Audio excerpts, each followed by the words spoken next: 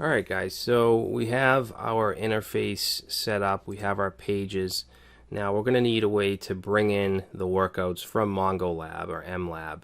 Alright, and I'm just going to take these tabs out and make this a little bigger. Alright, now there is a data API available to us to use with MLab that's really easy to use.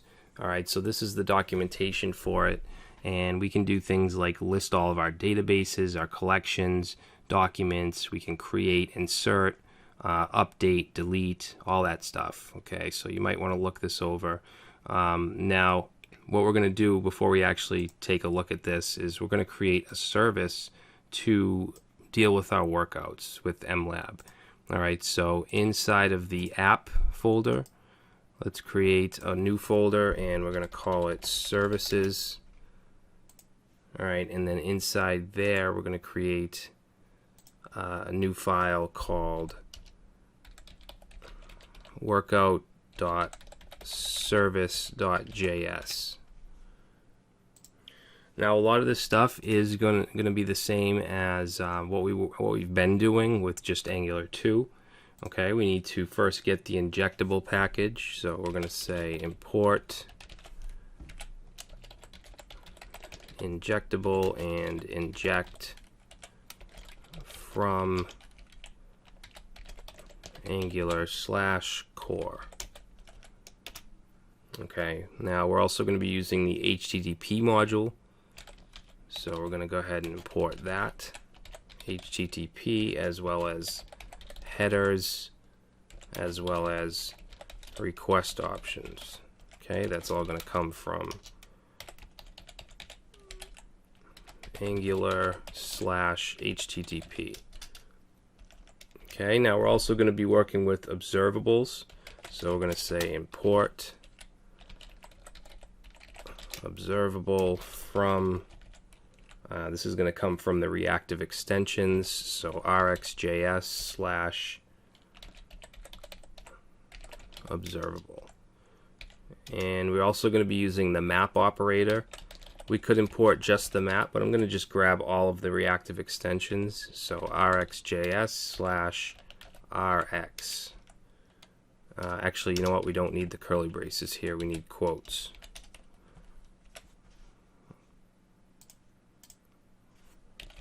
All right. So let's go ahead and add the injectable decorator. And then we're going to create our class. So this will be called workout service.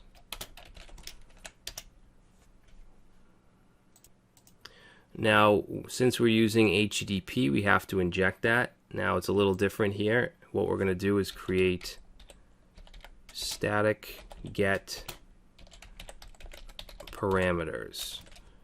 All right, and then in here we can just go ahead and say return, and it's going to be an array. We want HTTP. Okay, and then we also need to put it in the constructor. Okay, so in the constructor we want HTTP because this is what we want. This is the syntax we want to use when we want to use the HTTP module. Okay, normally we would have this like this. Okay, just know that instead of doing this, we're putting it up here. All right, and you want to put it in the same order as well. If you're putting more stuff in here to inject, you want to put it in the same order in the constructor parameters. All right, now we also need to set it, so we're going to say this.http is going to equal HTTP. All right, just like that. And for right now, I just want to say console.log.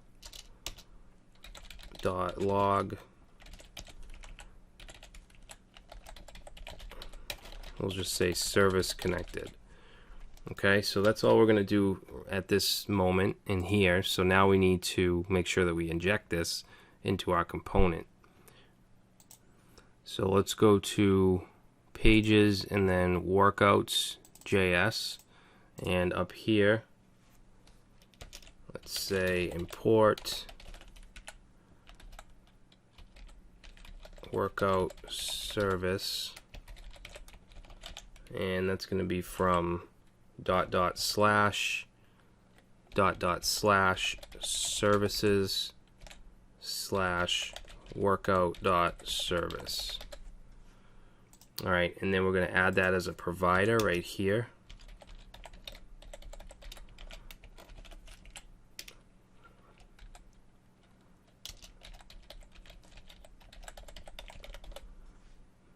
All right, and then let's see, in our class we're going to use the static get parameters again.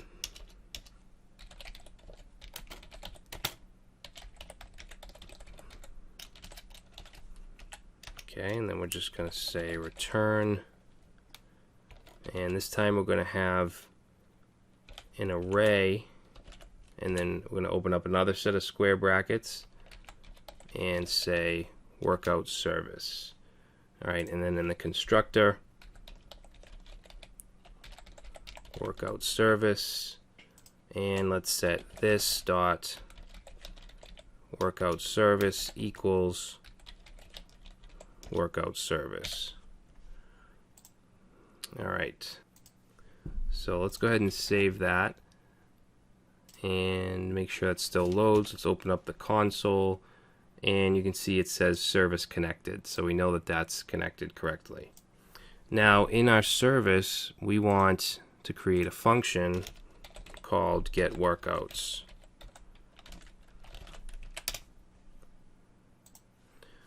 Now what we're going to do is let's get rid of this. We're going to need our API key because that needs to be put in the URL to make a request. So let's say this dot API key equals, and leave that blank for now. And then we're also going to want this dot workouts URL, that blank. All right, now let's go to our MLab, and you want to go and click up on where your username is, and you should see your API key. Okay, so I'm going to just grab this and put that right in there. All right, now let's go back to the documentation for the data API, and this is an example of the resource URL. So what we want to do is grab all of this up until we start the API key. So right here, I'm going to copy it. Let's go in workouts URL and paste that in. Actually, I'm going to take this part out where the question mark is. All right, so that's the URL.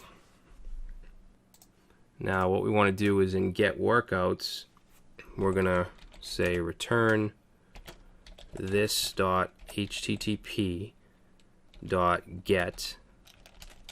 All right, and then in here we're going to put in this dot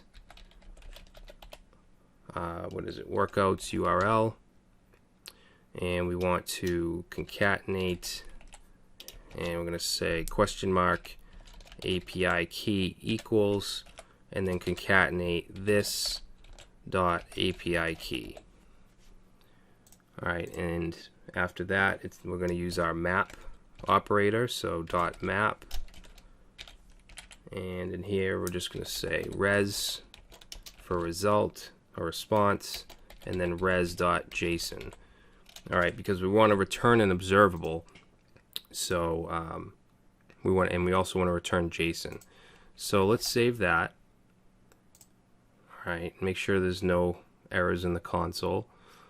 Okay, and then back in the workouts component, I'm going to want the ng or the onInit function, which is a lifecycle function, so we need to import that. So we'll say import onInit, and that's going to be from Angular core. Okay, and then down here we want to go right under the constructor and say ng onInit.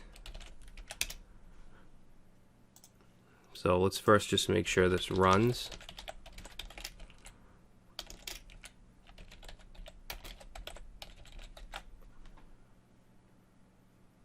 Okay, you can see we get init ran. So this is where we want to fetch that observable from get workouts. So we're going to want this dot workout service dot get workouts, and we want to subscribe. And here, let's say workouts, and we'll say console.log workouts. Save it. And if we look down here, what is this? My Workouts app. Oh, we're just getting the databases. Yeah, you know what? The URL in the service, we just need to update that. All right, because we actually want to specify the collection, okay? We don't want the databases. So let's go back to the documentation and go down to where we list documents. And if we look at the URL, it's databases slash name of the database and then collections slash whatever the collection. Okay, so let's see, databases slash, and the name of my database is my Workouts app slash, and then the collection, actually we want the word collections slash workouts. Okay, so let's save that and then go back and look in the console, and now you can see that we're getting each document.